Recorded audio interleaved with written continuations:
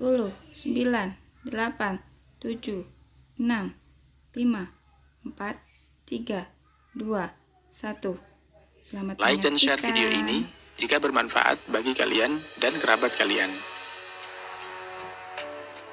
Peristiwa wafatnya Nabi Muhammad SAW menyebabkan kesedihan kaum muslimin di Madinah. Tidak adanya Nabi bersama mereka menjadi periode yang sangat sulit bagi kaum muslimin. Wafatnya Nabi memunculkan pertanyaan tentang kepemimpinan di Madinah. Selama 23 tahun, Nabi memimpin umat muslim secara politis dan spiritual yang langsung dibimbing oleh kekuatan ilahi. Kini, Nabi tidak ada lagi. Apa yang akan terjadi kepada masyarakat yang dibangun Nabi Muhammad? Siapa yang akan memimpin umat Islam sepeninggal Nabi?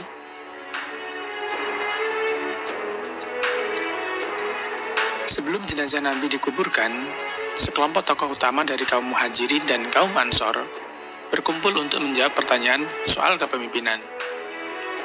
Ketika itu, muncul usulan dua negara, artinya yang satu dipimpin oleh orang Ansor dan yang satu dipimpin oleh orang Muhajirin. Namun usulan ini dianggap mengancam perpecahan umat. Akhirnya, Umar bin Khattab mencalonkan Abu Bakar As-Siddiq menjadi pemimpin politik negara Islam yang berpusat di Madinah tersebut. Abu Bakar adalah pilihan tepat, sebab setelah Khadijah, dialah orang pertama yang menerima Muhammad sebagai nabi dan mengikuti ajarannya. Abu Bakar As-Siddiq mendapat gelar Khalifatur Rasul, yang artinya pengganti Rasulullah atau biasa disebut khalifah. Namun, khalifah bukanlah nabi baru. Al-Quran jelas menyatakan bahwa Rasulullah Muhammad sebagai nabi terakhir dan tidak ada lagi nabi yang datang setelahnya.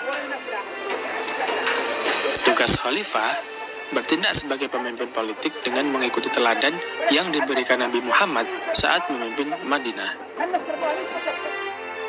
Khalifah Abu Bakar melanjutkan program yang belum terlaksana di masa Rasulullah, seperti pengiriman pasukan perang Usamah bin Zaid. Abu Bakar tetap mengirim pasukan tersebut ke Syam bagian selatan untuk bertempur melawan Bizantium sebagai kelanjutan atas perang Mu'tah. Ekspedisi ini menunjukkan tujuan politik umat Islam tak akan berhenti sepeninggal Nabi.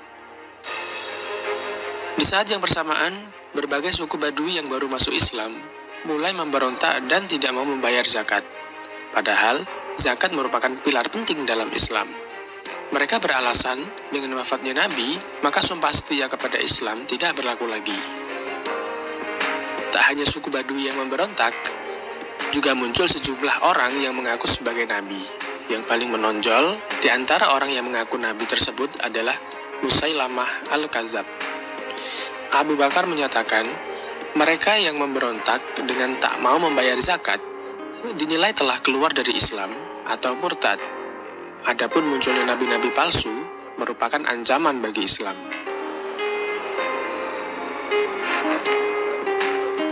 Atas kondisi ini, tindakan militer diambil Khalifah Abu Bakar As-Siddiq. Ia menunjuk Khalid bin Walid sebagai panglima pasukan yang dikirim ke bagian timur untuk memadamkan gerakan pemberontakan. Khalid bin Walid terkenal di seantero semenanjung Arab karena ia belum pernah kalah dalam pertempuran yang dilakukannya sebelum atau sesudah masuk Islam.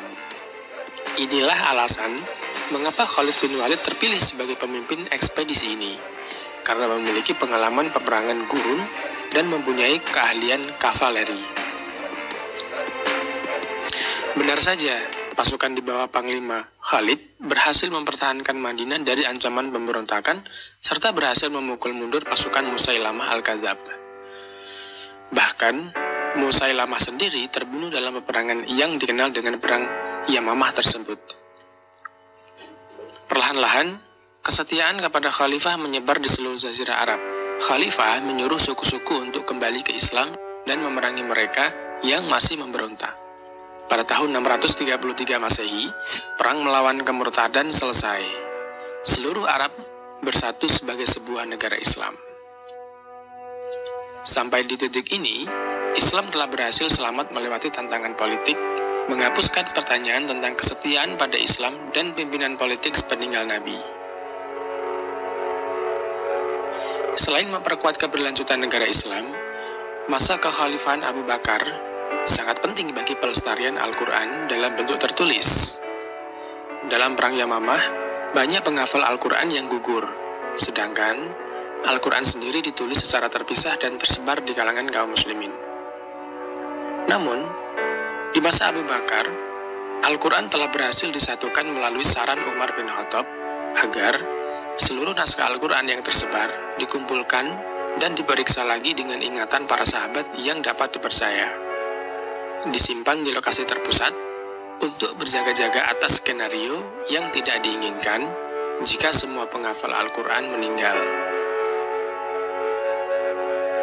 Kekhalifahan Abu Bakar hanya berlangsung dari tahun 632 Masehi hingga wafatnya pada tahun 634 Masehi. Dalam 2 tahun ini, Khalifah Abu Bakar mampu menstabilkan negara Islam sepeninggal Nabi dan melengkapinya dengan memanfaatkan melemahnya kekuatan Imperial Romawi di belahan utara.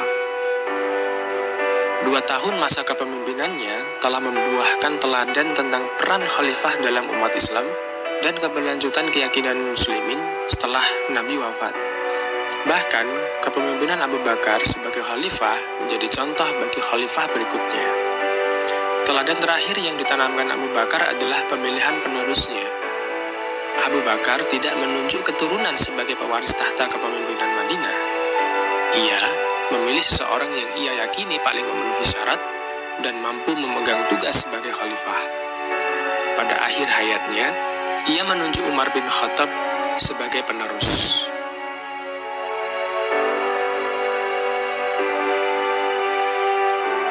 Demikian sahabat video kali ini.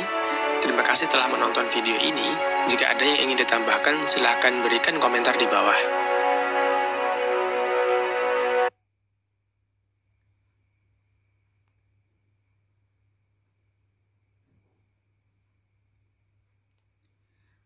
Sekian anak-anak, film pendek profil dari gaya kepemimpinan Khalifah Abu Bakar Ash-Shiddiq. Kita akan bertemu kembali di pertemuan selanjutnya. Terima kasih. Wassalamualaikum warahmatullahi wabarakatuh.